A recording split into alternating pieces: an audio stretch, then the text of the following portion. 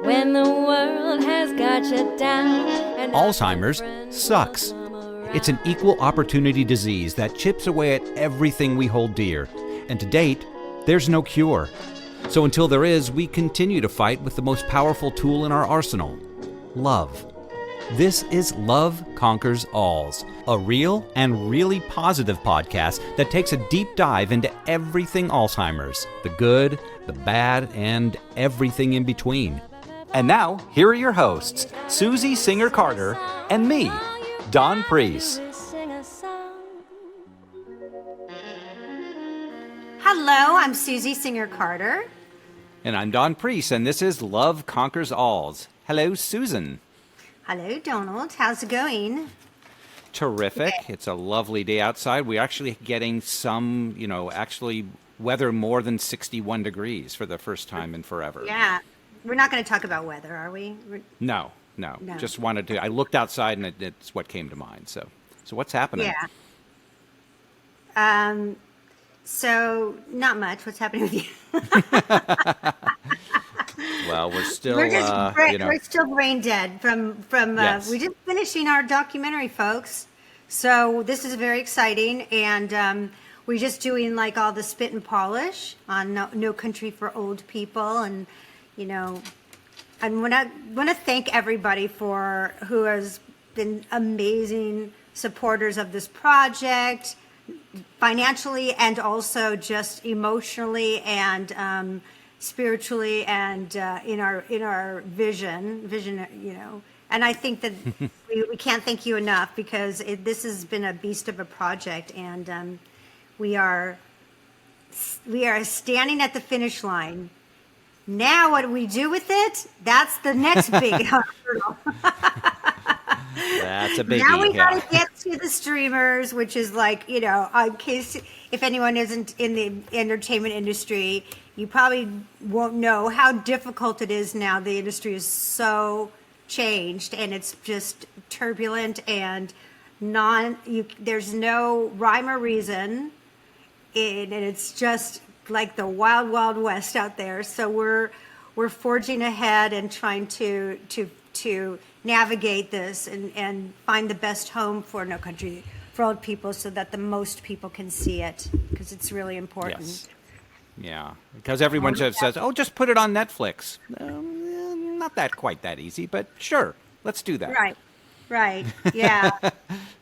And what's interesting is that like we have another film called My Mom and the Girl, which is about the day in the life of Alzheimer's with my mom, with Valerie Harper, and and that got a lot of distribution, and it's on PBS. And PBS, everyone thinks, oh, that's fantastic, which it is, but it's really more bragging rights because it doesn't really reach the audience that we need to reach.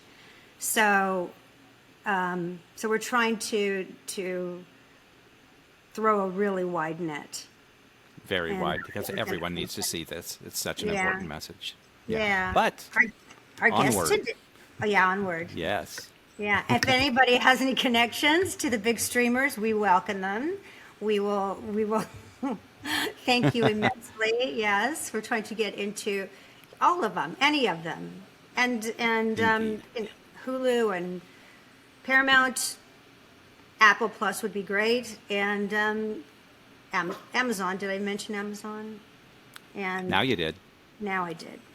So, yeah. Anything with you, Don? Anything exciting? No, nothing. I mean, exciting is just the fact that every day we get closer to finishing. That's exciting. So, but no, nothing in particular. Is exciting. For you, sleep is exciting. Sleep is very exciting.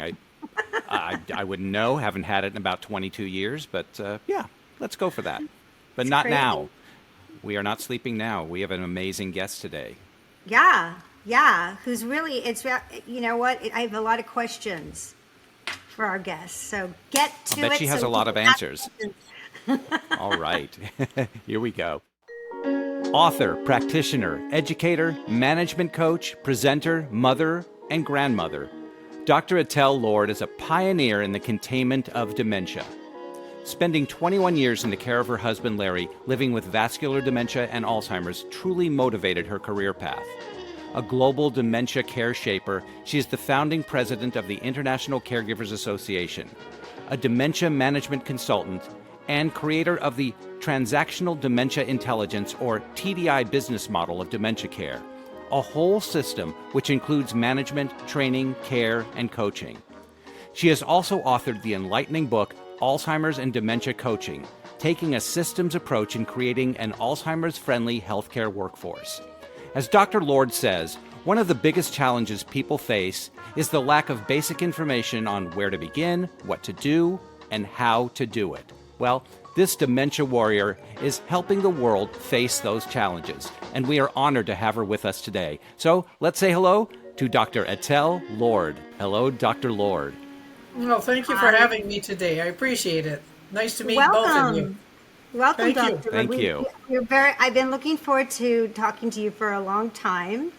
Social media is so incredible because it opens our world to people that we wouldn't normally get a chance to, be aware of. And I've been aware of your work, and I'm such a fan, and I'm a fan of your approach. And if you don't mind, I kind of want to just jump in and have you explain exactly what your approach is in terms of this system that you've created, the transactional, which I want to know why it's called Transactional Dementia Intelligence, or Yes. TDI.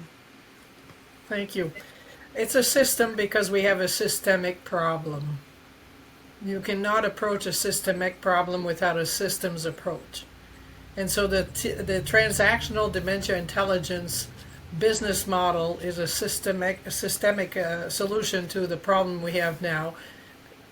Really, basically, to say it in one sentence, it's opening a closed system.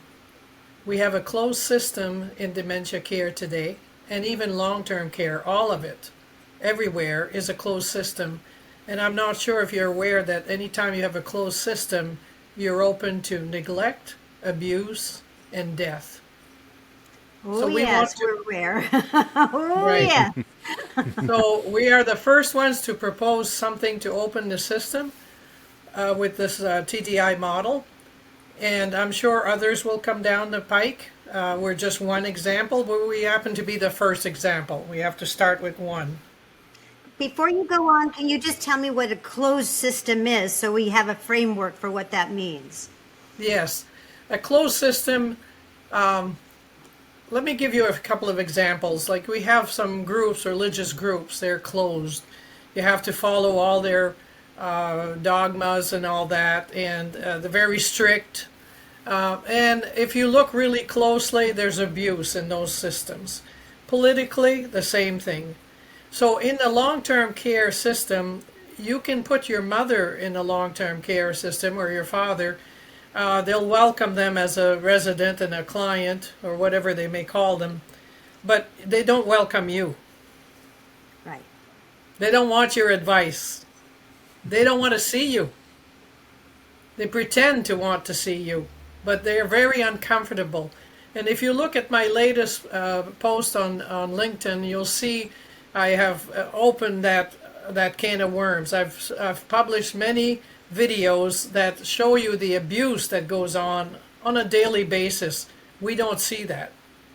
I was just visiting a nursing home this weekend in Maine, and the person I was visiting is a lady, 89 years old. They said she threw herself out of her chair just the night before because she wanted attention. It's horrible what happens. Horrible. It happens everywhere. So we want to open that system, and by opening it, I mean we're going to include family caregivers and train them as TDI care partners. And they will be wearing a lapel pin that says that, so you can recognize that person has taken training and is allowed there 24 hours a day. So we're going to increase the staff. We're going to see when a person falls down or is about to fall down, somebody's going to notice that. Somebody's abused, is being beaten up, or slapped with whatever they have to slap them with, it's going to stop because there'll be eyes there, a lot of more eyes, and we need more eyes. Right. The TDI also is structured because I have a background in management and leadership. I made sure that the systems approach that I created was also favorable for the ROI, return on investment, because that's what is governing the world today, globally. It's money that you can make. Well, the turnover and the burnout is, and the CNA, which is Certified Nurse Assistant, is over 100% in the United States. So if you just take that one figure, one classification, they're going to make money because the turnover won't be there. Why? Because the system I've created requires 6 hours of training for CNAs, but 8-hour pay. They won't leave. They will be trained every day. They will be supported by a dementia coach at the center of the organizational chart, and they'll be trained by that person, supported, everything. No, even nurses and doctors. Right now in long-term care, there's no support for anyone. You're on your own. Most administrators are simply managers for the business owner. And so they look at how they can fill the beds or not fill them. Whatever it's more advantageous financially, they'll do that. They'll take that step. With the TDI, it's not a program that we sell. It's a program we license. Why do we license it? We license it so we can keep control over the quality control.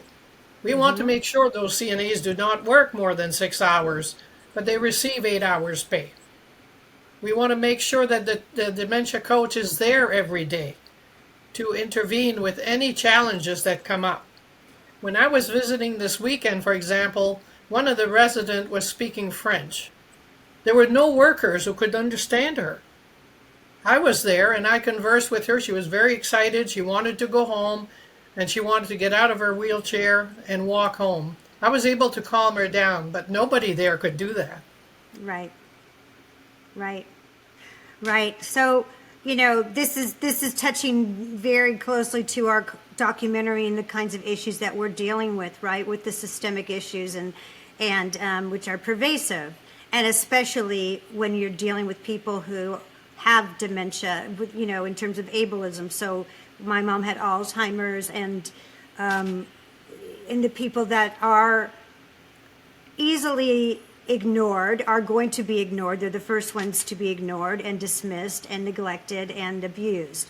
And nobody is trained, like you said, in dementia or Alzheimer's care. Really, nobody is. There's so much misunderstanding and assumptions and stigma, and it's rampant in the healthcare system. It's not just the world. It is or civilians, as it were. It is the healthcare system that really is untrained. So that said, how do you get this incredible system to be a part? How do you get it accepted and embraced to be licensed when we know that these are, for the most part, our long-term care are overrun by private equity who don't really care about the quality, they care about the profit. That's right. So that's why I'm including profit in it. It's very attractive.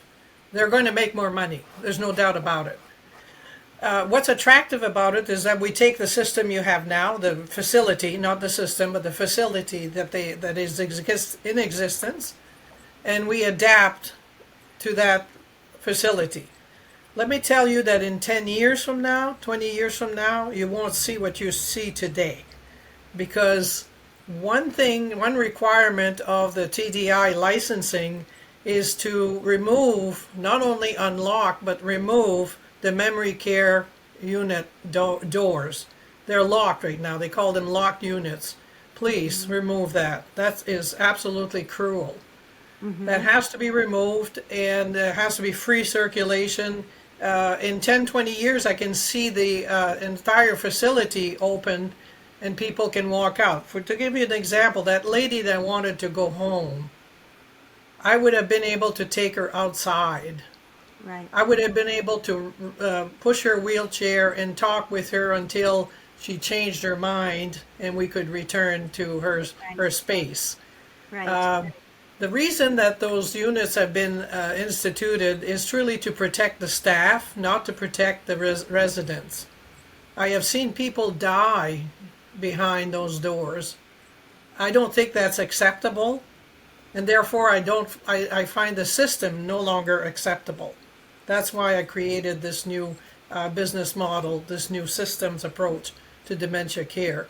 And I can tell you, Susan, that what's the good news about it is it's going to affect the entire healthcare system. Because if they could put a coach in hospitals, in psych units, we would do better with patients. So we need to look at the whole healthcare system. I know they're changing with AI now. There's a lot of changes going on. But maybe this is the right time to introduce the TDI, because everybody seems to be dissatisfied with what's going on. Mm-hmm. So you were asking me what transactional means. Transactional means exactly that. I want a person to be able to, like I did this weekend, communicate with this person. One time I had a man that was chasing me down the hall, a resident with dementia, and he was in tears. And I came back, I said, let's go back to talk to the nurse. When we got to the desk, the nurse said, I said, he wants to talk to his brother. And she said, well, his brother died. And he was pounding on the counter. I want to talk to my brother. I want to talk to my brother. And I said, and the nurse said he died, and she had tears in her eyes. And I said, that's so easy to fix. Mm-hmm. I started pounding with him. And I said, you love your brother, don't you? And he loves you. And the pounding stopped immediately. Yeah. Because your brain is hardwired for feelings. It's not hardwired for reasoning or logic. It's feelings: sad, mad, glad, and scared. And so if the person that's dealing with somebody with dementia cannot get down to the right side of their brain and look at feelings in that person, they never understand them, and it only escalates, goes right to anger, and then maybe some aggression as well. Dementia is not an aggressive condition at all. It's the way that they are treated, misunderstood. Right. So transactional is that. We want I agree with you. To know. Yes. I agree with you 100%. I mean, I couldn't agree with you more. Again, I just want to understand. I love all of what you're saying. Everything is spot on. There isn't, like I learned the hard way, like most of us, because we aren't trained in it, right? And I feel like I got really good at it. And my mom and I could talk with no words from her. We had full-on conversations, though. For sure we did. And, I had her laughing. I had her swooning and, the whole thing. She was there. That took patience and figuring out, like you do with children. And I'm not infantilizing. I'm just saying when your brain works a certain way, it works a certain way. So you lean into the strengths, which are, like you said, emotions, feelings. So anywho, how do we get this corrupt system to see, like you said, the value, financial value in it? Are you being successful in it now, or are you still working that out? I'm fascinated to hear this. Well, first of all, we just launched a program late last fall. So we're negotiating now with talking sessions with larger organizations. There is money definitely for them to make, but let me tell you, as it is right now, those systems are unsustainable. They cannot sustain those much longer. And so the government keeps coming out with new regulations and new rules, and it's as thick as you can measure it. It's very thick. And so this is going to simplify things because we're putting the pressure, removing the pressure from management and owners, and also the pressure the way they're treating staff is unbelievable. Horrible. It's almost they're like slaves. So please stop that. Please stop that. We want to make sure that, for example, nurses and CNAs are trained but tested on a regular basis, not to see if they pass or they don't pass. We want to keep everyone that needs to be there, but we want to know where they might need more information. They might need more support, more coaching. That's the purpose of the thing. It's not to punish anyone. and it's for the dementia coach to take the pressure off top management and the rest of them. And the TDI is really training everyone from owners to janitors and family caregivers in between. Now, we never start with saying, Susan, you have a nice business. We would like you to introduce the TDI. We want to serve. We want to assess your capabilities first. So we give them an evaluation sheet that they need to. Because I've already refused some people. Why? Because I saw they were like slum landlords. They were there just to make the money, and we don't take those people. Those people will never change. So what do Unfortunately, there's such a large percentage now that are the private equity that are making, you know, hand over fist, that won't care, as you say. But there's so many of them that are that. It's probably the majority now by far is private equity. So how do we get around that? Or do we just say, you know what, like you just said, we can't fix that, but we're going to do as much as we can with those who are not? That's right. That's what we'll do. We'll step over those. Absolutely, we'll refuse them. Eventually, they'll see that they're not getting the business. Because, like you, Susan, wouldn't you rather put your mother in a TDI facility than where okay, that's what we're looking at, and that's what people want right now. Create competition. Yeah. But it's also educating, competition. And it's educating the public to understand that there is a difference in care, right? Yes. So that, you know, they can go in and go, well, do you have this kind of service? Do you provide this? And if they don't, then you look elsewhere. That, you know, one of our interviewees, who's an assemblyman in New York, was saying that's one of his, you know, cries, is to say we need competition, because without competition, everything is just staying the same. You know, you'll hear in our documentary how the chaplain told me, my mom, don't worry about her because she has dementia, she has holes in her brain. You don't have to worry about her. She doesn't know anything. And I said, I think you got it wrong. I think you got the holes in your brain. You don't know, you don't know anything about Alzheimer's, clearly.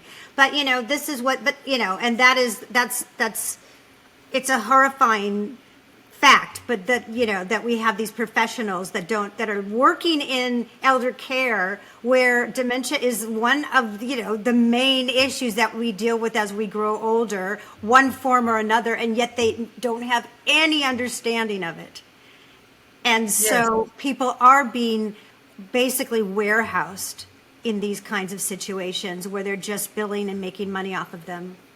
Yes, and to follow up on Don's message just a minute ago, they're not only warehouse, they're actually doing elder trafficking, which is unacceptable. The other thing is that you have to, when you say the holes in the brain, what happens with dementia, to explain it quickly, there's a good theory behind it, and I was the one to discover it, so I'm teaching it now in the TDI certification program. We have two sides to our brain, a right brain and a left brain. Now, both of us are using right and left right now. When we get to emotions, we're into our right brain. When we get to asking questions, answering questions, we're into our left brain. A person living with dementia moves to their right brain, and they retire their left brain completely. Now, you can imagine if somebody comes to a person that's in their right brain, they no longer use their left brain, and they say to them, what did you have for breakfast today? That's a question that requires left brain information. Right. And they don't have it. So all they're doing, they're pushing them further into their sadness of losing memory, and then they may get angry because they're embarrassed, whatever it is. So unless the providers, which means the doctors, the physical therapists, the nurses, the CNAs, even your janitor, if they do not enter that room with their left brain and already functioning, they will not be able to communicate with that person living with dementia. It's very sad. After that, after they communicate with them, they can go to the left brain, because the nurse might have to do something, a treatment or something. That's a left brain property. It's not right. Mm-hmm. And so we train people like that. We have a very, like a 10-week training to get to become a dementia coach. It's great. It's wonderful. It's something, and I think, like I was reading in your PDF that you sent about, family members getting that kind of education, because it would have saved us a lot of stress. My mom lived with Alzheimer's for 16 years, and so we learned by rote. But it took a while, and we cared about her. So, we were really, at least I was, and my daughters were very interested in figuring out how to make the best of the situation. And so, but not everybody has a family or family that has the time to, invest in learning as they're tripping. So I think, in inserting your education, that kind of knowledge is so important, and it should happen like early on. Yes, actually, very, very good. And I like the point that you raised about the family caregiving, because even though your mother was institutionalized, family caregiving, at that point, you could have gone to the dementia coach and say, can you tell us how to better do here, because we see my mother is not understanding what I want to do. The dementia coach has all available solutions for families, for workers, for doctors. I had doctors that came in and did not know how to approach my husband, and I'm sure you saw that with your mother. I had to fire a couple of doctors because they just didn't seem to want to get it, and they didn't ask for it. I had the only doctor that had asked me was an older doctor ready to retire. He said, please teach me. Aw. Yeah. No, it's actually horrifying. I mean, I remember when my mom was in the early stages, and I would take her to the doctor, and the doctor would, they'd lose their patience, really. And really, they actually exasperated any kind of behavior that they didn't want by asking her questions that she couldn't answer. So my mom, being, the force that she was trying with all her, sense of humor and her joie de vivre to step up and really, meet what they were asking for, but it couldn't. And instead I know what you said, it certainly did embarrass her, and it certainly did hurt her, and I did a lot of damage control, and that's just so unfair, and it's so unkind. Yes, that's right. And even when for dental care with my husband, the dentist didn't know how to. They were afraid. Why? Because there's something out there. People say, I hear that all the time, that people can be aggressive when they have dementia. Or the worst one I heard the other day is a woman said, my sister's living with her husband and he's been diagnosed with dementia, and they sleep together. Do you think she can catch it that way? Oh my gosh. Yes, oh yes, my gosh. yes. So those kinds of things, they can be answered by the dementia coach. Also, when you go to the dentist, the dementia coach could prepare you to help your mother, help me with my husband to do better. And I used a lot of Reiki, to calm my husband down, and also to communicate with him. Once he couldn't speak anymore, I used Reiki. A master Reiki was helping me to understand him better. That's amazing. Can I tell you a really funny story, really fast, funny story? My mom needed to get a biopsy when she was living with me. She had a mammogram came back, and they needed to do a quick biopsy. And I took her to the doctor, and they said we were waiting in radiation, and they said, okay, Norma's next. And I said, okay, do you want me to go in with you? Oh no, we were fine. I said, she has Alzheimer's, right? We're fine. Wasn't 30 seconds, they were back out there with her. She was like, I'm not getting on that table. Are you kidding me? Leave me the hell alone. Get away from me. And so they said, maybe you need to reschedule. I said, are you kidding? No, we're here. I'm going in. I put on the coat. I got under the table because she had to go sit on this table with a hole in it, right, for the boob. And I said, I sang songs. I made her laugh. We got that biopsy. I was like, we're not leaving. But I mean, they don't know. They didn't know. They were like, they had no clue. 30 seconds, they were like, yeah, we can't do it. Yeah. But it was still traumatic for your mother at first. Sure. And one thing they asked me for my husband, they wanted to do colonoscopy, and I said no. He has dementia, and there's no more exams of that sort for him. Right. He lived 21 years very well. So Excellent. because family is such a big component of TDI, and as Susie said, not everyone has family, or not everyone has family who care enough to get involved. How does it balance out for those who do not have family? You know, how does the staff have to, I mean, how is that worked into the equation so everyone gets similar care? Right. Well, when my husband was in long-term care, I acted as a dementia coach, and I was the family member for a lot of families. Because you're right, a lot of them don't have families, or the families doesn't want to get involved, period. I've heard of a story where the man brought his mother in and said, don't call me, only call me when she's dead. So that person was left alone. And with the TDI, we look for a small percentage. Not every family caregiver will qualify to be a TDI care partner. They have to be well balanced, they have to be intelligent enough to understand the training, and they have to be willing to show up. So Available. we have a lot of people that want to, we have a lot of people that want to do that because they want to be there for the last breath. They want to be there to the end of life. That's what commitment means when you're married or you have family.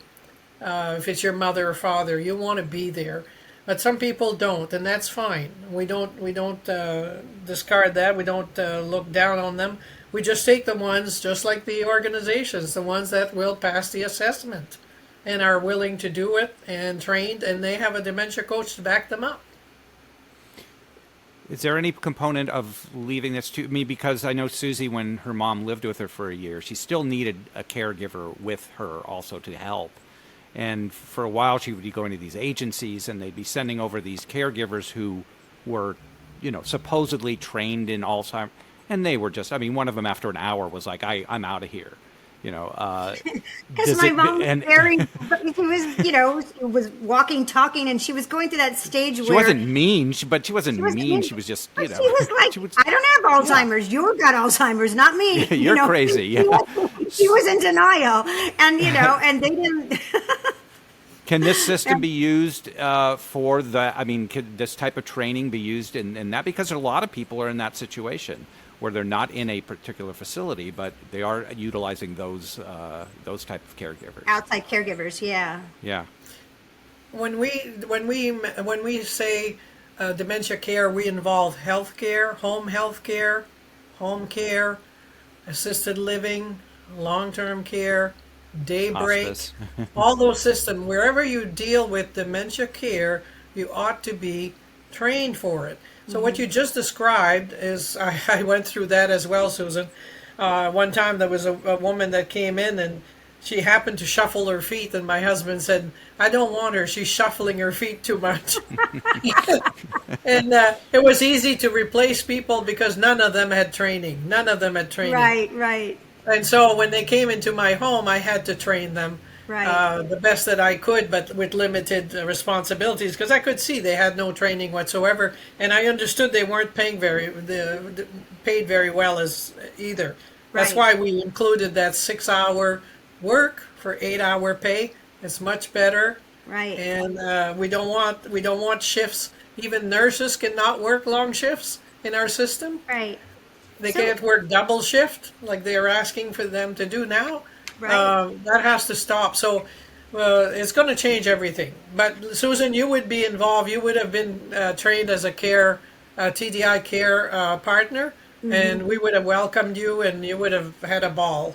Oh yeah, no, I would have been up for it. I was up for it anyway. I learned on my own. I figured it out, you know. But I was motivated. It was, you know, if I wasn't going to cure it, which I thought I would try, I thought I was going to cure it.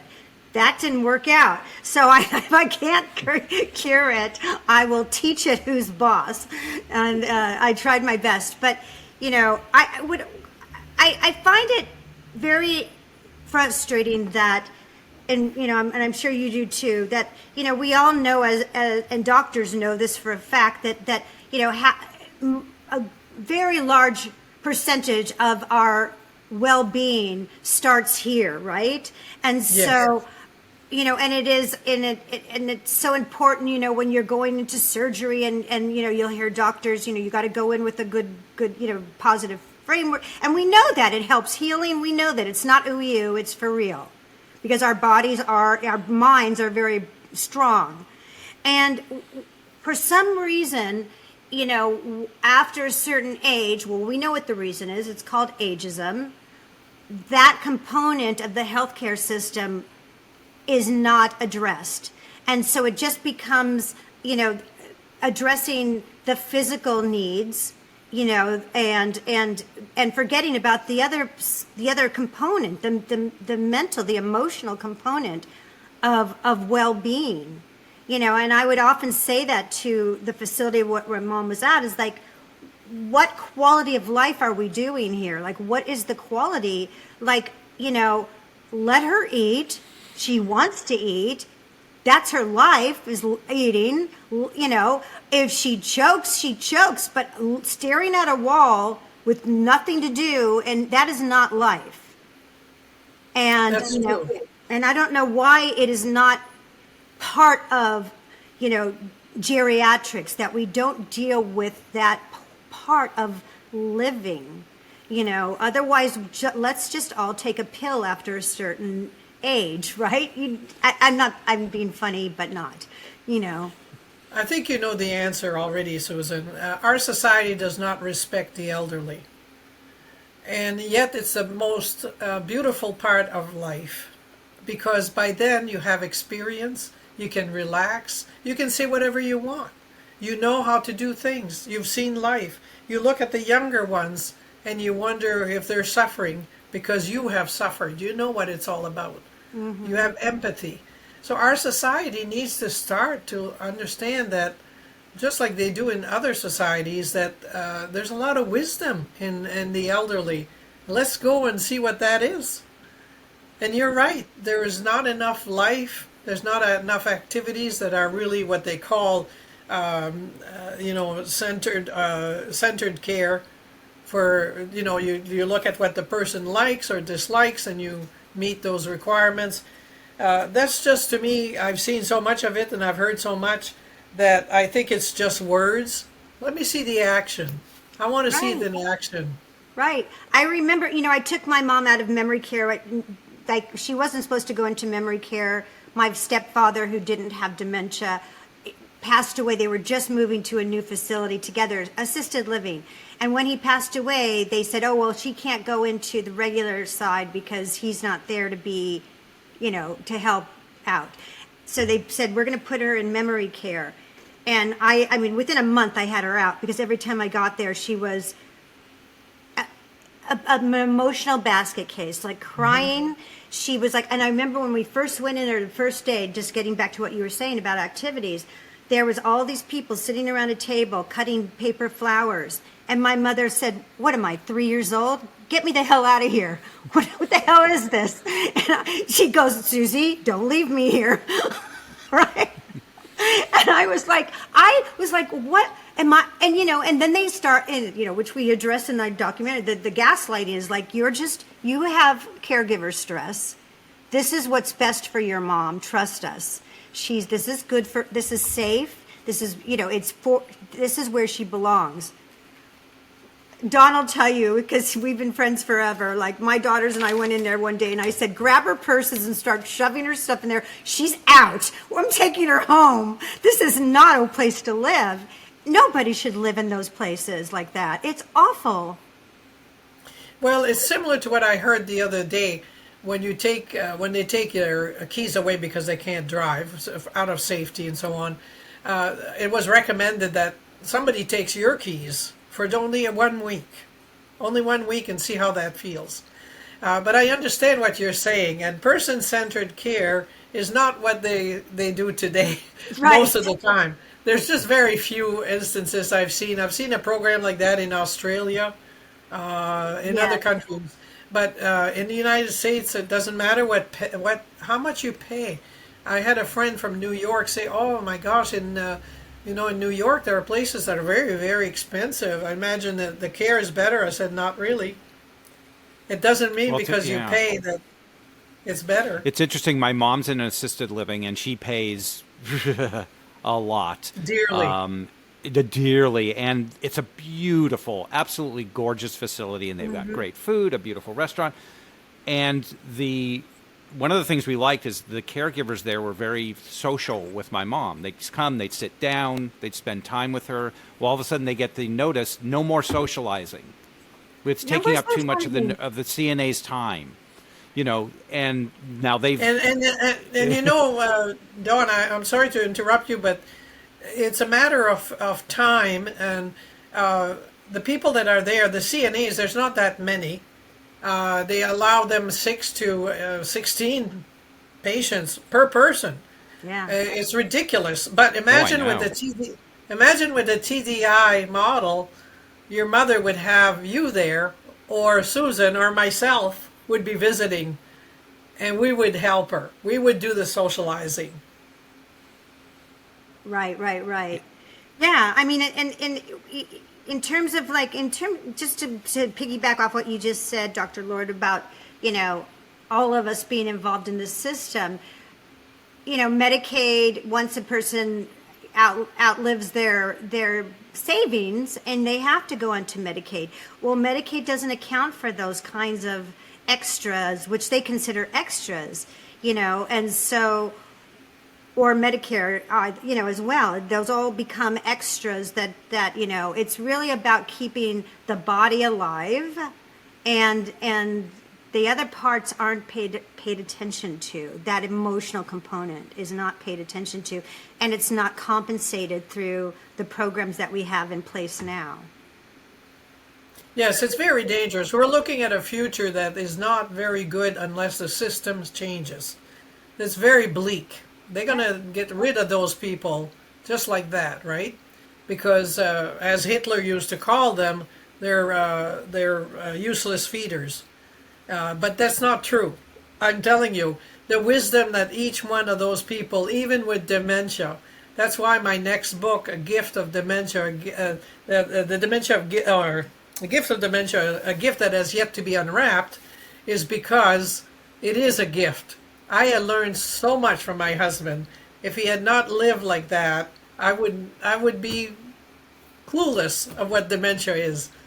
But it's beautiful. I second that emotion. You know, I think everybody that's gone through this journey with me and my family and my friends have all been enriched by it. You know, as sad as it was and is to lose those facilities, there's a whole nother way to look at life, right? And so, you know, it is the epitome of Zen. It is in the moment. You can't live any more in the moment than that. Right? That's all we have. That's all we have. So it's a But very... we don't know that. They're pointing it to us. They're saying, this is it. This is manna. This is manna right here. And that's really it. And I learned that. I learned that with being with, you know, like I'm getting chills when I say that, because it's true. Because it throws me back to sitting next to my mom's bed and just, you know, surrendering. Not thinking about where I have to be or where I was. Just surrendering to the song that I'm playing on my phone and singing along to, and making sure that she's liking this song, you know, and that's all it was. It was that. And you were sharing a gift that's natural, Susan. You were sharing nurturing. You're a nurturer, and your mother was just soaking it up. Yeah. You can see it, you know, you could see it when it was happening and it's just literally moment to moment to moment. It's not about the past. It's not about what's coming. As Susie was just saying, it's literally that moment. And, you know, and for both the caregiver and for the person. I mean, we learn from our children, right? I learned from my children watching, you know, my children like take these social risks that we don't do because they don't have any fears, or they don't have any, you know, filters, or they haven't been hurt yet. So they're very fearless. And like you said, as you get older, you also get fearless. You lose your filters because you kind of got it. You get it. And I love that. So I love watching it. And then, I got my mom, we were all very grateful that my mom got to meet my granddaughter, who only got to meet her on Zoom because of dementia, because of COVID. And then when the doors opened up, she finally got to see my mom in person. She was 2 years old and crawled right into bed with her and was loving on her, looking at her face, laying on her, looking at her face, rubbing her, patting her, and saying, nanny, nanny, nanny. And the two of them just had a full conversation without any words. That's right. Beautiful. Thank you for sharing that. Yeah. Yeah. Beautiful. Because they didn't need the words. They knew each other. They knew. Well, because again, I used to say, CNAs, before you enter a room, make sure your energy is positive and you're relaxed, because people with dementia will read energy faster than you can blink an eye. So true. Yep. To anyone listening, it's so true. Children do the same thing. They're very perceptive. When you don't have language taking over, you connect this way. And so it's so important. I always did it I don't know where it came from, but I always walked into my mom's room, took a deep breath, and was like, "Hi, Mommy, I'm here, your daughter, your favorite daughter. Okay, whatever, I am your only daughter, but I'm still your favorite." Just to remind her who I was without her having to guess. And to be up so that she would be up. Yes. I remember one of the caregivers that my husband had, the private caregivers when he was still at home, was she would come in dancing and singing into the room every time. And it ended up that he asked to marry her. He said he wanted to marry her. I said, well, I think we can arrange that. Aww. And he took his ring off. Dr. Lard, I love you. You're so great. That's beautiful. Yes, and then he had fallen in love when he was a young man to young officers in the Air Force. And that came all back because old memories come back. And he said to me one day, he says, I hope I won't offend you. I hope you won't be sad. I love you. But I've been thinking about this woman that I was in love with when I was younger, was a young officer. I said, if you give me the name, I'm just like Columbo. I'll find her for you. And so he gave me the name. I found her in Chicago. And I communicated with her, and to the time of his death, she was sending him letters. She was calling him when he was able to talk. Who are you? You're so sweet. Oh my gosh. Isn't this a great story, you guys? I mean, this is true love. That's love. Yes, it is true love. We don't own love. We can only exercise it. Oh, I love it. You just when he wanted to give her gifts, he wanted to give her gifts for her birthday, and I did that. We went out shopping so that he could have a full experience. But here's the gift for me, the gift of dementia in that. The gift was I saw that young officer that I never knew. Oh, yeah. That's interesting. Wow. And you know what? I'll match you with that. So, my mom's life, I didn't know why, but all of my great aunts, my grandma's sisters and brothers, and those who sort of co-raised my mom like they did back in the day, and she was in New Jersey, they all, whenever they see her, they come and visit, they call her Lovey. That they never called her Norma. It was Lovey. That was her name. Done and done. All cards made out to Lovey. And I never asked why. I didn't know why. I didn't think about it because, you're a self-centered child. You don't know until, And as my mom progressed and was in nursing home, and I'd go to visit my mom, and hands down, without any, she wasn't even speaking at that point. Is your mom Norma? We love her. She's so loving. She's so affectionate. And I said, oh, that's where she got the name. That's why she was Lovey. And she was exactly like that the whole time. She's just, people would walk by and when she could still talk, she'd go, "You're beautiful. You're beautiful." And they'd go, "Oh, thank you. Thank you." And she meant it. Yeah, she meant it. She meant it. But that came out, that was even after she had stopped talking. The CNAs would always comment, "Oh my gosh, I love your mother. She's so," I mean, everyone, without her saying a word, that was And just I her realized essence. this is And her I as a think, little girl. This was my mom, who she was without all the other life that weighs you down, right? So I got the chance to see her as a little girl with that free. Yes. So I got to see her like that. So I shared that with her. And Yes. and I'll tell you one other thing, because you'll love this as a dementia expert. When, like, 3 months before she died, and she had stopped talking, and the only reason why she stopped talking was because she had been intubated, and anyway, they didn't give her, she could have still talked, but it went atrophied. I was talking to her, and I was doing my dog and pony show, and I was singing, and I was trying to make her laugh, and out of nowhere, she just leaned forward and said, "I love you." Like clear as day, like it was ever my mom. And Dawn was in the room, and I was like, "Oh my God, Mom, that was like a marathon you just ran." Because I know how hard it was, but she needed to let me know. And she Yes. never talked again. But Yes. he did all those things that she had to find the words, bring them down, attach them, and get them out the mouth. That's a lot. That's a beautiful sentence to leave you with. She sure gave me the. By the way, I'm not a dementia expert. I just have knowledge in dementia. Okay. I don't ever want to call myself an expert. I see experts on the LinkedIn program there that are maybe 20 years old or 30 years old. I can't imagine being experts. It's a long, you need to live a lifetime almost to say you're an expert. But I always say that we don't invent anything. So experts kind of insinuate you invented something, but we only discover things. They're all there to be discovered. It's up to you to discover them. Right. Good correction. Yeah, I don't know if there's Yeah. any true. I don't know if there's any true. There's so much unknown about dementia that I don't know if anyone's really an expert.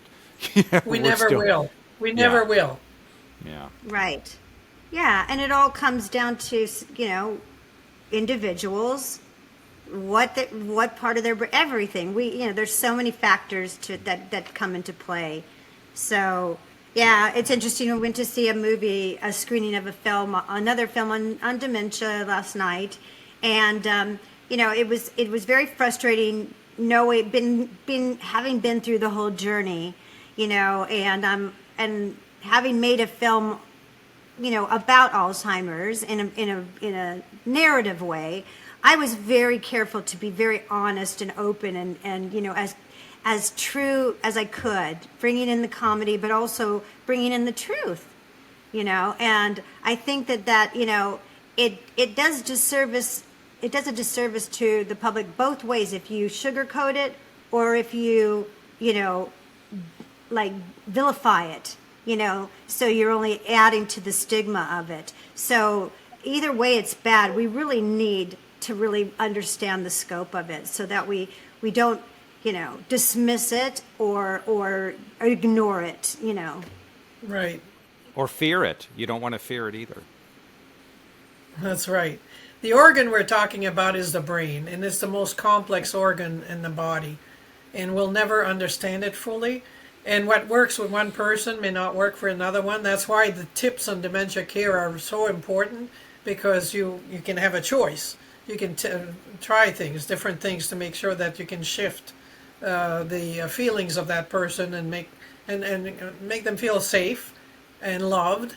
That's the only thing they want, to be safe and to be loved. Yeah, definitely. Just bringing back to the TDI, I just wanted to clarify, does the TDI program work with Medicare and Medi-Cal facilities, or is it just private pay, or a combination thereof? No, works for every facility. It does not matter if it's private pay or Medicare or Medicaid.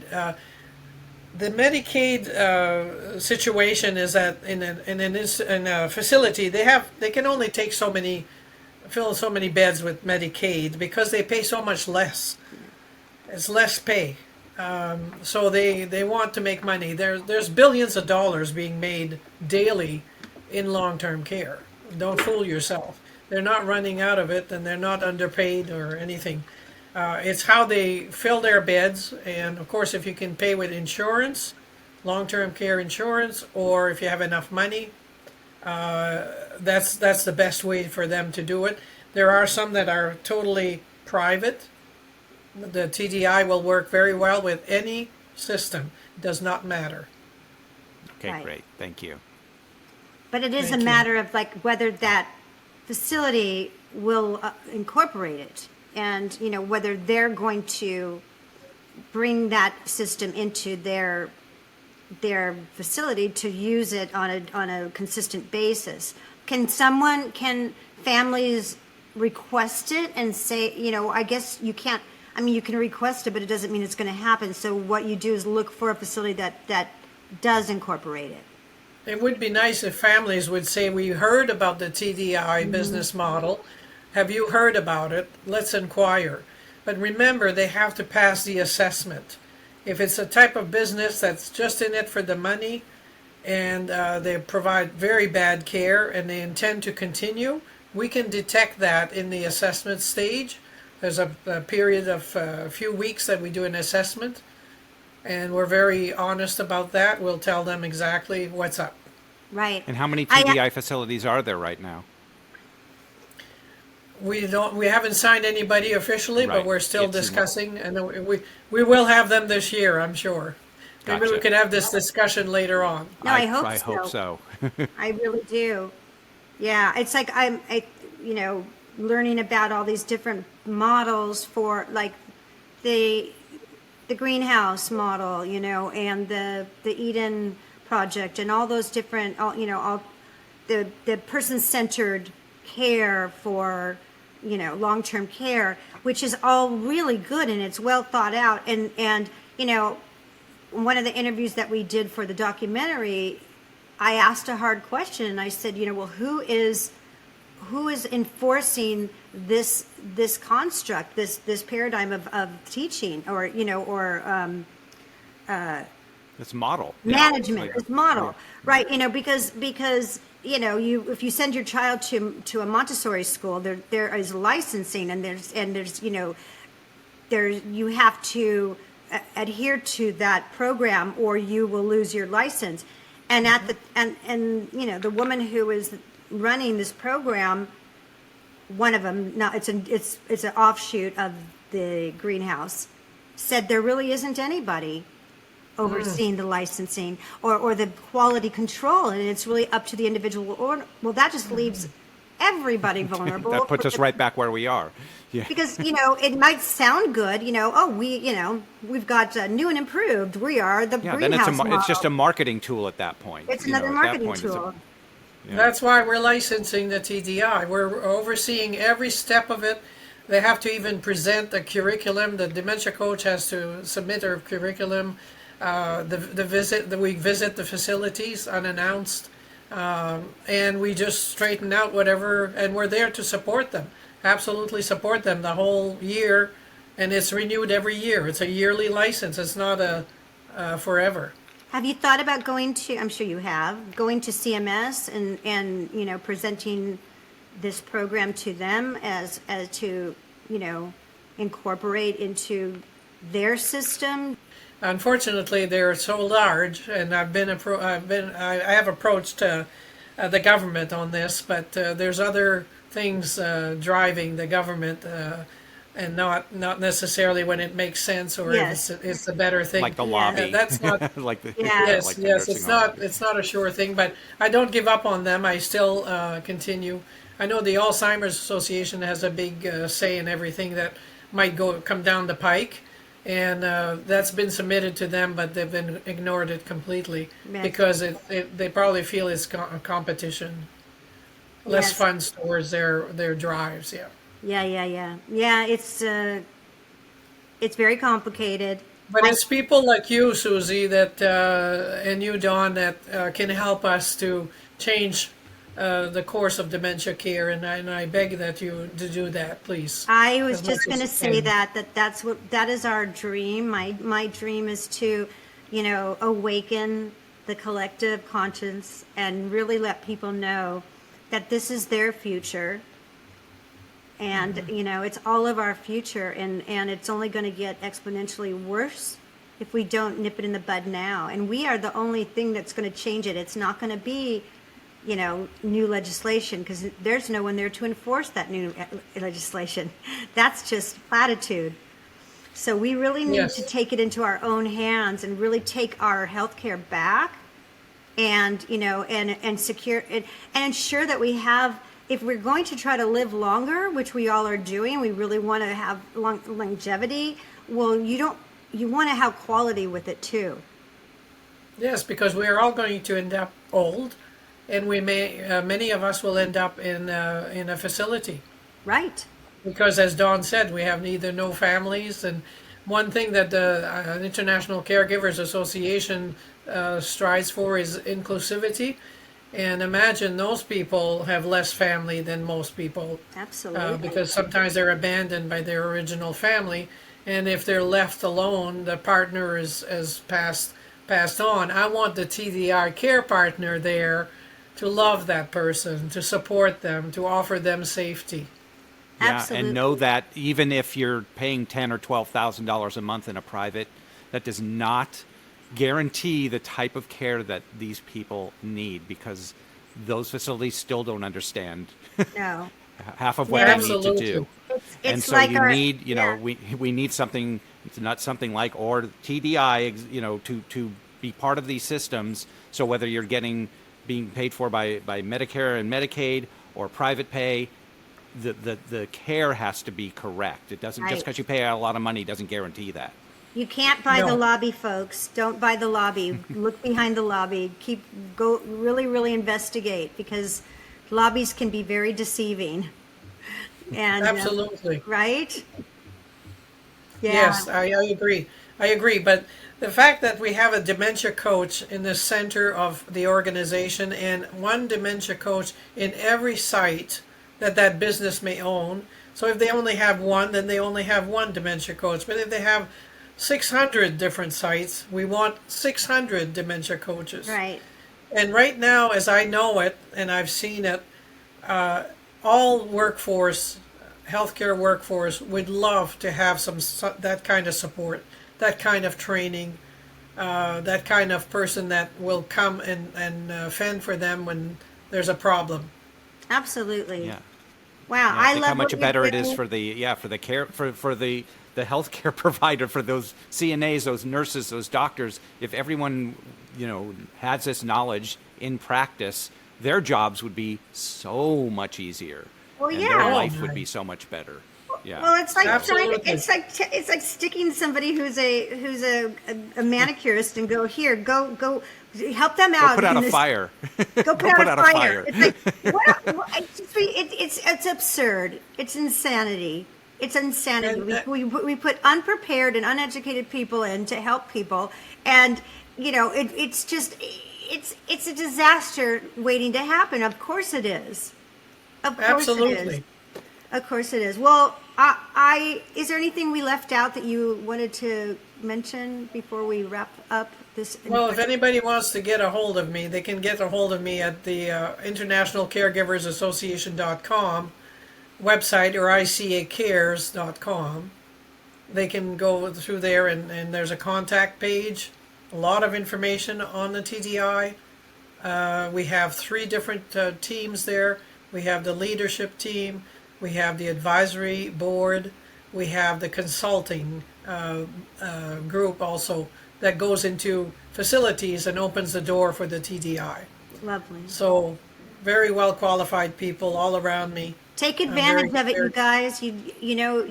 It's there for the taking. Take advantage And of it. push for it. Push for it. Start using your voice and say, "This is what we need. This is what we want." Yeah. Yeah. Let the facilities know. Let everyone know that this is the type of thing that we absolutely must have in order Yeah. to ensure, safe health care for everybody.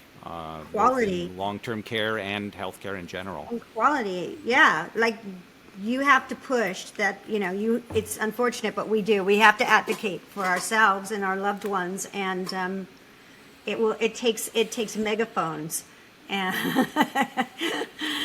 And, and don't have the disease to please like me. That does not work. That does not work. You have to be strong. Okay. Well, you're delightful. I love what you're doing. You are a warrior. You are a warrior with a heart of gold. Oh, thank you. Yep. Thank you for saying that. Absolutely. Absolutely. It's a pleasure to know you, and I'm rooting for you. And I hope that our documentary makes some kind of shift and allows, an open door for this everywhere. So important. Yes. So I important. think you ought to consider a documentary just on the TDI to change the course of dementia care. After I get a break, it's like asking a woman who just had a baby, when are you going to have your next baby?